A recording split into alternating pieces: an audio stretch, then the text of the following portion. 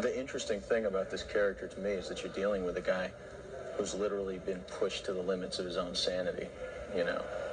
And I think that something of the persona of the Crow that he takes on, he does because he himself can't necessarily deal with what's happening.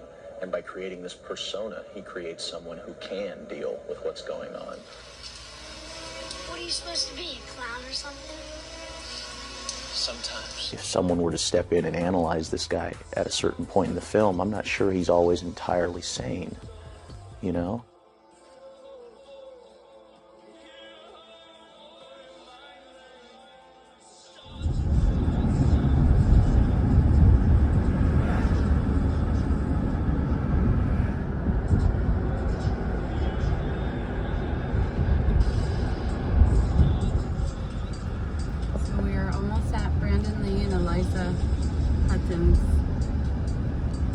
Last home, and I'm very surprised I'm literally driving on Hudson Drive. I had no idea about that. It's just pretty surreal. It's really pretty. Anyway, we're almost there in a couple minutes. So we're right by Brandon Lee's last house, and I drove by a place where I saw a crow. So I'm gonna run and look for the crow real quick.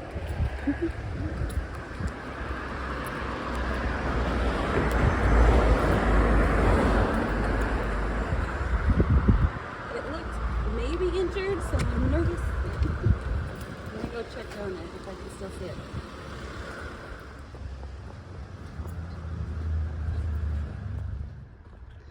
I don't know if it's here anymore, I'm just checking. That was so strange, though.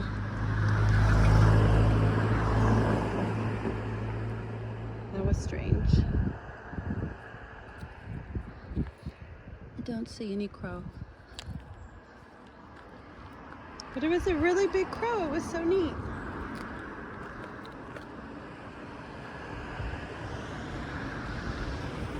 Very coincidental. Okay. Well, at least the crow's fine then. But that was so strange. Is that this, like, construction place?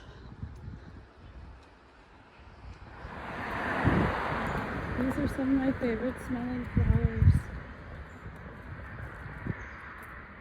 It smells so good right here.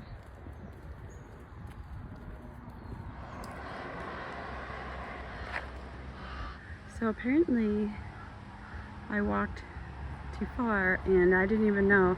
I literally parked right here to stop to see a crow, and I had no idea that I literally stopped where I was supposed to stop. I wasn't paying attention and parked right there. I just stopped again and looked at some crows right there. So no joke, here it is. Wow. Have to respect who lives here. I'm excited to have been here. Thanks for coming along with me.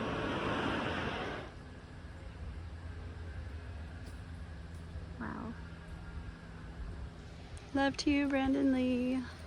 And God bless you, Eliza, also.